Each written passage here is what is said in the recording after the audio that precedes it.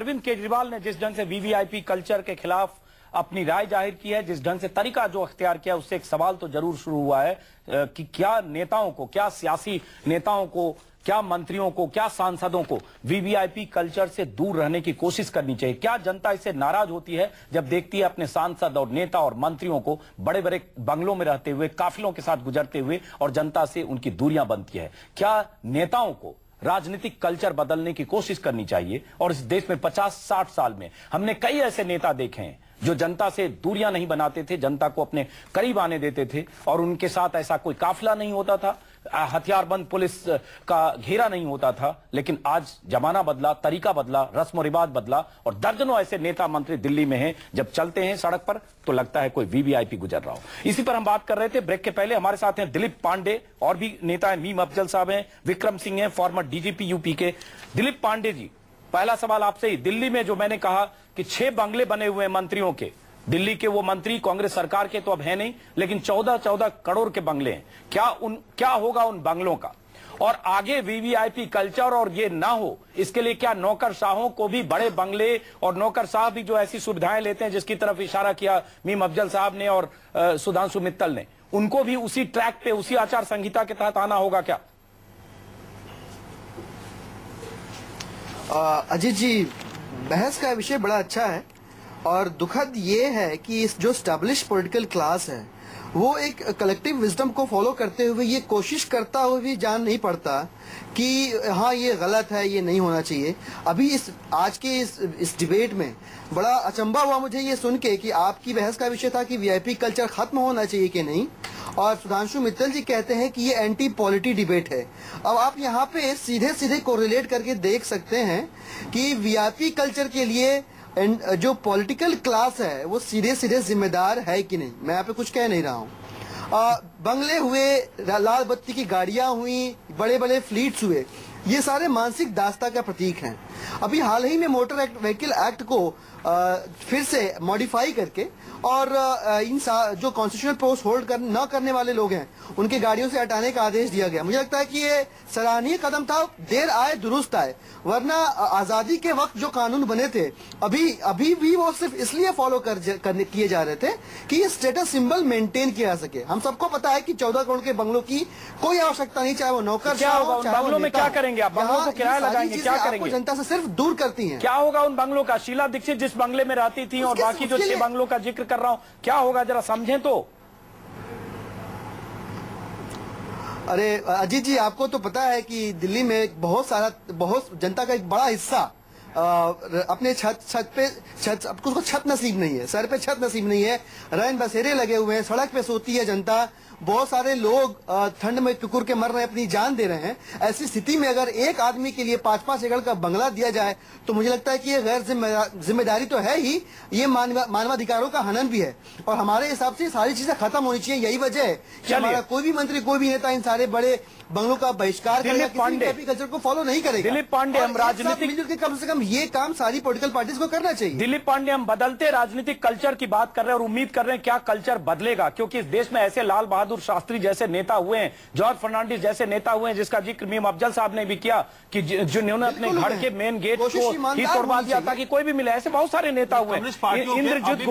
इंद्रजीत गुप्ता हुए हैं, मानक सरकार इंद्रजीत गुप्ता हुए हैं, जो केंद्रीय गृह मंत्री रहते हुए 2 रूम के वेस्टर्न कोर्ट में रहे, और बहुत सारे नेता सांसद संसद की बस से जाते रहे। ऐसा पहली बार नहीं हुआ, लेकिन मुख्यमंत्री के स्तर पर जिस ढंग से दिल्ली में हुआ काबिले तारीफ है। लेकिन क्या यहां से कोई शुरुआत हुई, ये सवाल है। लेकिन अब मीम अफजल साहब, आपके मतलब के विषय की तरफ लौटता हूं, और आपके लिए असुविधाजनक होगा दिलीप पांडे। अभी खबर आ रही है कि विनोद कुमार बिन्नी, जिन्होंने वालिया को हराया, वो नाराज हैं क्योंकि मंत्री पद के लिए जो सूची बनी थी, जिसमें कहा जा रहा था उनका नाम हो सकता है, उसमें उनका नाम कट गया है। वो केजरीवाल से मिले हैं, नाराज होकर बाहर निकले हैं, और उसके बाद उन्होंने कहा वो प्रेस कॉन्फ्रेंस करेंगे। दिलीप पांडे। अजीत जी, अभी तो मैं लगातार एक के बाद दूसरे चैनलों में डिबेट पे बैठा हुआ हूं, तो मुझे इस बात की जानकारी नहीं है। अभी आपके माध्यम से मैं सुन रहा हूं, तो अभी तो मैं कुछ कह पाने की स्थिति में नहीं होऊंगा, पर ये स्पष्ट करना चाहूंगा कि हमारे यहाँ आम आदमी पार्टी राजनीति में आई है तो मंत्री, मुख्यमंत्री, प्रधानमंत्री बनने के लिए नहीं आई है, बल्कि देशभक्ति के लिए आई है, देशवासियों की सेवा करने के लिए आई है। तो जो भी होगा टीम के साथ बैठ के बात। लेकिन बहुत बड़ी खबर है, बहुत बड़ी खबर है और आपके लिए बुरी खबर है, आपके लिए बुरी खबर है अगर विनोद कुमार बिन्नी, जिनकी तारीफ अब तक केजरीवाल कई इंटरव्यू में करते रहे हैं और जिन्होंने एक ऐतिहासिक तौर पर एक बड़े मंत्री को, अशोक कुमार वालिया को हराया, अगर वो नाराज होकर निकले तो फिर वही कल्चर हो गया जो बाकी पार्टियों में होता है। तब तो इसका मतलब जिस कल्चर बदलने की अभी तक हम 40 मिनट से बात कर रहे थे, एक नई चीज हो गई कि नाराजगी उन्होंने जताई और उन्होंने ये भी कहा कल बड़ा खुलासा करेंगे, पता नहीं क्या करने वाले हैं। कल्चर को अजीत जी, कल्चर को बदलने का सीधा सीधा संबंध जो है ना सिस्टम को प्रोसेस डिपेंडेंट बनाने से है। तो यहाँ पे व्यक्तिवाद की बजाय अगर हम प्रक्रियावाद पे आगे बढ़ेंगे तो ज्यादा अच्छा होगा। और आम आदमी पार्टी इसी की पोषक रही है, आगे चल के भी ऐसा ही होता रहेगा कि व्यक्तिगत मत महत्वपूर्ण नहीं होंगे, देश महत्वपूर्ण होगा, देश सर्वोपरि होगा। लेकिन मीम अफजल साहब, कांग्रेस के लिए तो मान लें खुशखबरी है, क्योंकि आप लोग तो फंसे हुए हैं केजरीवाल को समर्थन देकर। बहुत सारे लोग कह रहे हैं कांग्रेस समर्थन देकर फंस गई, कुछ लोग कह रहे हैं केजरीवाल समर्थन लेकर फंस गए। कौन फंसा, किसने जाल फेंका, समझ में नहीं आ रहा है। लेकिन ये आपके लिए कैसी खबर है, खुशखबरी मान लें अगर बगावत होती है मंत्री पद को लेकर आम आदमी पार्टी में? तो मुझे इस तरह की खबर सुनकर के, मैं इस तरह की खबर सुनकर ना तो किसी खुशी का इजहार करूंगा और ना ये कहूंगा कि ये बड़ा जो हो रहा है यानी उस पर किसी भी तरह की मैं मसरत का इजहार करूं। ये मेरे ख्याल में कोई अच्छी बात नहीं है। अभी इनकी नई पार्टी बनी है, बहुत सारी चीजों को बदलना चाहते हैं, अभी इनको बहुत सारी हार्ड रियलिटीज को फेस करना पड़ेगा।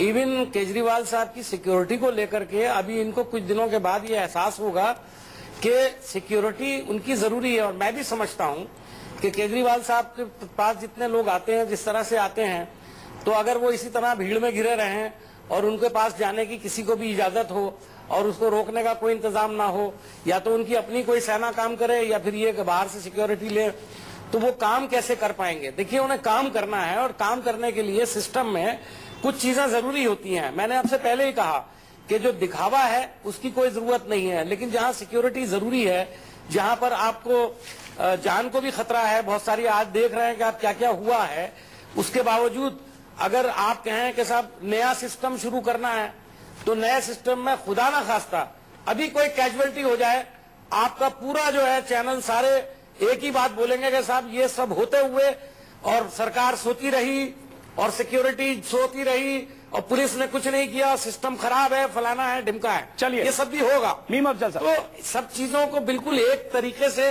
जज करने की मीम अफजल साहब, एक मिनट सुधांशु मित्तल जी, सुधांशु मित्तल, समझता हूं कि इनके पास भी सीखने के लिए वक्त है और हमारे पास भी सीखने के लिए वक्त है। सुधांशु मित्तल जी, साथ में पॉलिटिकल कल्चर की भी, क्योंकि ये खबर अभी सुधांशु मित्तल आ रही है कि विनोद कुमार बिन्नी, जिन्होंने हराया अशोक वालिया को, नाराज होकर निकले। कहा जा रहा है उन्होंने बगावत कर दी है क्योंकि मंत्रियों की लिस्ट में उनका नाम नहीं था।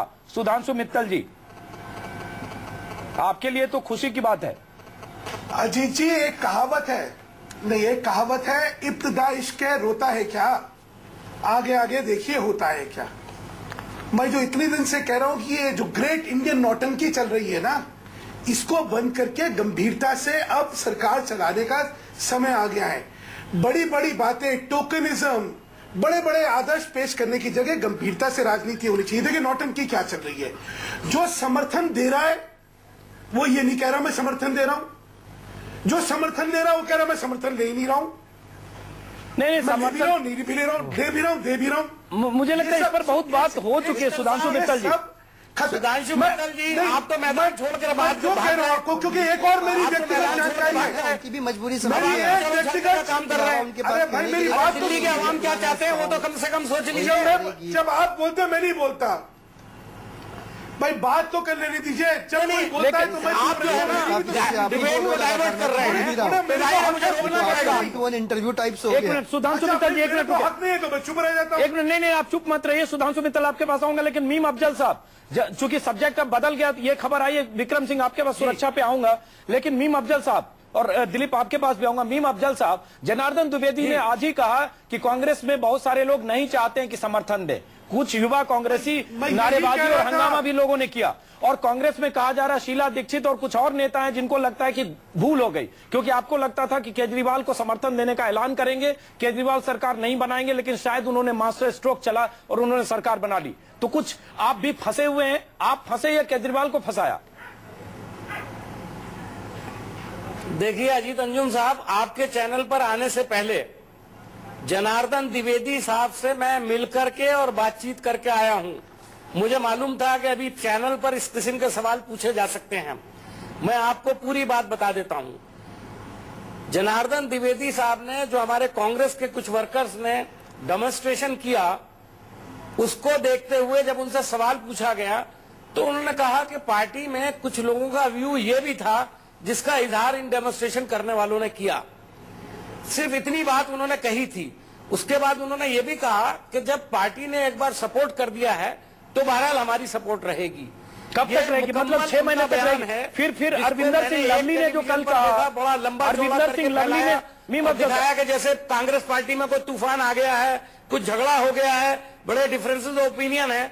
तो मैं आपके माध्यम से और आपके चैनल से इसको दुरुस्त करके बताना हूं, इसलिए कि मैं जनार्दन द्विवेदी जी से डायरेक्ट बात कर करके आया हूं। चलिए, अच्छी बात है, आपने क्लियरिटी की। लेकिन अरविंदर सिंह लवली जो प्रदेश अध्यक्ष हैं दिल्ली के, उन्होंने कहा अच्छा काम करेगी सरकार, 5 साल चलेगी, बुरा करेगी 3 महीने में गिरेगी, ये खुद कहा। और कांग्रेस में घमासान की खबरें आ रही है। लेकिन दिलीप पांडे, आनंद जी आपके पास भी आऊंगा, दिलीप पांडे, एक खबर थोड़ी चौंकाने वाली है, शॉकिंग भी है, क्योंकि देश की जनता, दिल्ली की जनता लगातार देख रही थी। आपने राजनीति की नई मिसालें पेश की, जिस ढंग से अरविंद केजरीवाल आए और जिस ढंग से 28 सीटों को पर जीतकर आप सरकार बनाने की दिशा में है, मुख्यमंत्री बन गए, लगभग डेजिग्नेटेड है, शपथ ग्रहण समारोह बाकी है। उससे पहले पार्टी में यह हश्र कि एक विधायक बगावत कर दे, बहुत चिंताजनक बात है। इसका मतलब कि पार्टी में आपके भी संघर्ष है। अभी तक सड़क पर थे इसलिए संघर्ष नहीं था, सरकार में आने की अभी आहट हुई है कि संघर्ष और बगावत शुरू। और पदों के लिए और पदों के लिए आप अगर गौर करें तो हम जन लोकपाल बिल की मांग क्यों करते थे? हम जन लोकपाल बिल की मांग इसलिए करते थे कि हमें पता था कि व्यक्ति में दोष आना संभव है। इसलिए व्यक्ति की गारंटी लेने से अच्छा है कि आप सिस्टम ऐसा बनाएं कि व्यक्ति के अंदर अगर दोष आए तो भी सिस्टम कैपेबल हो उनको लाखों के पीछे भेजने की। तो व्यक्ति के यहाँ पे इस पार्टी में कभी भी, आज की बात नहीं है, कभी भी आने वाले समय में किसी व्यक्ति के अंदर दोष आता है तो उसके लिए पार्टी गलत है, पार्टी के प्रोसेसेस खराब है, ऐसा नहीं माना जाना चाहिए। लेकिन फिर क्या फर्क रह गया? दिलीप पांडे, अब तक आप क्रांति कर रहे थे, सड़क पर थे, इसलिए आप कह सकते हैं कि जब एक कहते हैं कि जब तक आपको सत्ता मिली नहीं तब तक भ्रष्ट होने की गुंजाइश ही नहीं थी, आपका ऑप्शन ही नहीं था। लेकिन जैसे ही सत्ता मिलने लगी, सत्ता के दरवाजे पर आपके यहाँ बगावत शुरू हो गई है। विनोद कुमार बिन्नी अगर बगावत करके कल कहते खुलासा करेंगे, पता नहीं क्या खुलासा करेंगे। अजीत जी, अभी मैं आपके चैनल पे बैठ के सारी चीजें सुन रहा हूँ तो मुझे लगता है कि ये तर्क संगत भी नहीं होगा और न्याय संगत भी नहीं होगा कि आपके वर्जन को सुन के और मैं उस पर अपनी प्रतिक्रिया जाहिर। चलिए हम एक बार आनंद प्रधान के पास आते हैं, उसके बाद आएंगे आनंद प्रधान। अगर जो खबर आ रही है ज्यादा बेहतर होगा। चलिए कोई बात नहीं, आनंद प्रधान, जो खबर आ रही है विनोद कुमार बिन्नी नाराज होकर अगर निकले, मंत्रियों की लिस्ट में उनका नाम नहीं है, उनको उम्मीद थी और चैनल और अखबारों में चूंकि उन्होंने वालिया को हराया था इसलिए माना जा रहा था उनका नाम होगा। केजरीवाल से मिले और उन्होंने कहा कल प्रेस कॉन्फ्रेंस करके खुलासा करेंगे, तो माना जाए कि इसका मतलब सत्ता हाथ लगते ही यहां भी बगावत और कुर्सियों के लिए लड़ाई और मारामारी शुरू, और आने वाले दिन में फिर ये सब देख सकते हैं।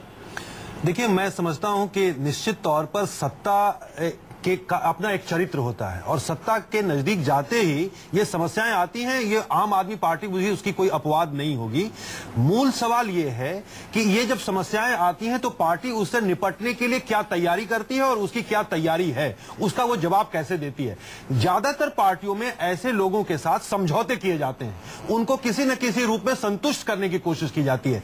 आपकी जो आम आदमी पार्टी की परीक्षा यह है कि इस तरह के सत्ता और पद के भूखे लोग वो उनके के साथ समझौता करेंगे या उनके साथ कड़ाई से निपटेंगे। इस मामले में ये इनके लिए एक टेस्ट केस, तो ये होगा अगर ये टेस्ट केस, अगर वो बागी हैं तो उन्हें निकाल के बाहर करना चाहिए। उनको बिल्कुल सख्त संदेश देना पड़ेगा, क्योंकि अगर एक बार इन्होंने समझौता किया तो इसका मतलब उन्होंने एक पंडोरा बॉक्स खोल दिया और उसके बाद पार्टी में इस तरह के आदात, आमतौर पर देखिए व्यक्तियों की गारंटी कोई नहीं ले सकता।